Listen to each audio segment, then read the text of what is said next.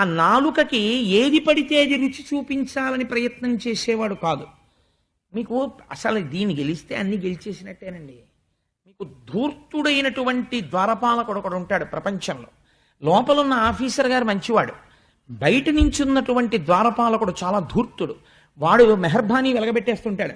ఏంటండి ఇలా వచ్చారంటాడు. ఒకసారి ఆఫీసర్ గారిని కలవాలని. అబ్బే భలేవరే, 15 రోజుల క్రితం పేర్లు ఇచ్చిన వాళ్ళు వెళ్ళలేదు ఇప్పటికంటాడు. లోపలున్న ఆయన కాదు, ఆయన ఎవరొచ్చినా పంపరా అంటాడు. కానీ దరిద్రం ఏంటంటే పాప ఆయనకి తెలియదు వీడెవడో వచ్చాడు.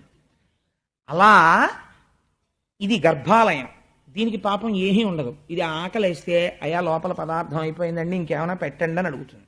మీరు అందులో పాలు పోసినా, కాస్త పరవన్నం పెట్టినా, లేకపోతే ఇంత పులిహార పెట్టినా, ఓ 2 ఇడ్లీలు పెట్టినా, ఇడ్లీ ఏమేస్తారు వద్దండి అని అదేం అందం. ద్వారపాలకుడు ఇక్కడ ఉంటాడు. వీడికి ఏమిటో తెలుసా అండి, అసలు పచనం చేసి జీర్ణం చేసి శక్తినిచ్చేది ఇది. వీడి పని ఏమిటంటే ఆఫ్టర్ ఆల్ లోపలికి పంపిస్తాడు అంతే. వాడేమిటంటాడంటే అలా పంపమండి 5 నిమిషాలు అయింది పప్పనే పెడతాడంటే మార్చండి అంటాడు. అంటే అప్పుడు మళ్ళీ కూర కలపాలి.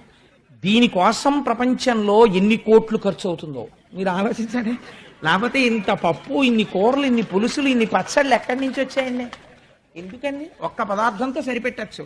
ఇది ఎప్పుడు అడగలేదు వెరైటీ అంతా దీంది.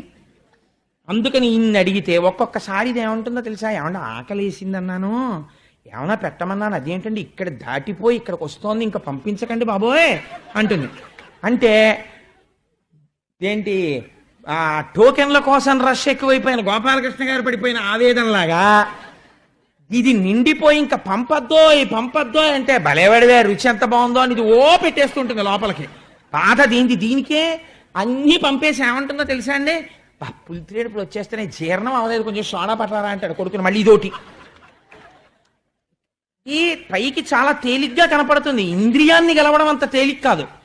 దీన్ని గెలవగలిగారు అనుకోండి, నోరు మొయ్యి అవేమక్కర్లేదు, కాస్త తులసి దళం నోట్లో వేసుకో, ఎందుకు నీకు ఏం రుచి తిను, ఏం పర్వాలేదు, ఈశ్వర నివేదనమైనటువంటి ప్రసాదము. నువ్వు ఇవాళ ఇంత పులిహార, ఇంత చక్కెర పొంగలి తిని శరీరమును నిలబెట్టవచ్చు అని చెప్పారనుకోండి. ఏమంటే గుళ్ళో సమోసాలు నైవేద్యం పెట్టరా అండి అని అడిగాడు ఒక ఆయన. అంటే ఆయనకి ఇంట్లో ఉండవలో ఉంది, అందుకని చెప్పి ఏమిటంటే సమోసాలు పెడితే ఇక్కడ తిందామని. నేను తెల్లబోయాను నిజంగా. అయ్యి బాబోయ్ ఇలాంటి కోరికలు కూడా ఉన్నవాళ్ళు ఉంటారా అని ఆశ్చర్యపోయాను. అంటే ఆయనకి ఎప్పటి నుంచో కోరిక ఇక్కడ పెడితే తినేద్దామని. ప్రసాదం కౌంటర్లో ఇస్తారు కదా సమోసాలని. అది నిజంగా ఇంక నేను ఏం చెప్పాలి జవాబు మీరు ఆలోచించండి. విహితము నిషిద్ధము ఇవన్నీ నేను చెప్పనా సమోసా గురించి? రజోగుణ ప్రకోపం కలిగినటువంటి మసాలాలతో ఉన్న ప్రసాదం ఈశ్వరుడికి పెట్టి మీరు తింటారా?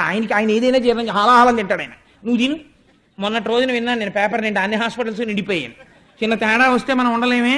మరి అలాంటిది జాగ్రత్తగా ఉండద్దు. లోపల మనస్సు ఏర్పడుతోంది, మనస్సు తేడా వచ్చిందంటే కుభోజనేన దివసహ అన్నాడు వ్యాసుడు.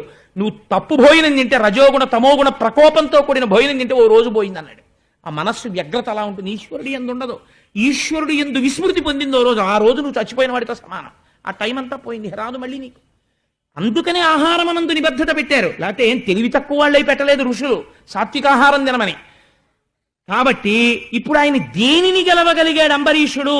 రసేంద్రియమును గెలవగలిగాడు. నోర్మోయ్ అనగలడు. ఎవరిని? నాలుకని. అలా మనం ఎప్పుడూ అనలేం. అది మన్నంటుంది, నోర్మోయ్ పట్రా వంకాయ. వెండి కంచం తాకట్టు అయినా పెట్టు, కానీ ఊరగాయలు పెట్టవలసిందే. ఏడాదికి కావద్దు అంటే ఎందుకు ఊరగాయలు? ఏమవుతుంది లేకపోతే? 365 రోజుల్లో ఈశ్వరుడు కూరగాయలే ఇవ్వడా? ఏం ఊరగాయలు పెట్టుకోకపోతే ఏమవుతుంది అని అడగలేమో. ఎన్ని రకాల ఆవకాయలు, ఎన్ని రకాల మాగాయలు, మళ్ళీ శాంపుల్స్ ఇంకోళ్ళకి ఇవ్వాలి, ఇంకోళ్ళ శాంపుల్స్ మనం తినాలి, వాటికి వేడి చెయ్యాలి, దగ్గు రావాలి, డాక్టర్ల దగ్గరికి వెళ్ళాలి, మందులు తెచ్చుకోవాలి. ఎన్ని బాధలో ఒక్క. అందుకని ఆయన ఏం చేశాడు?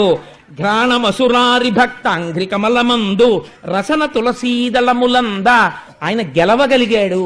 అది తేలిక మాట అని మీరు అనుకోకండి.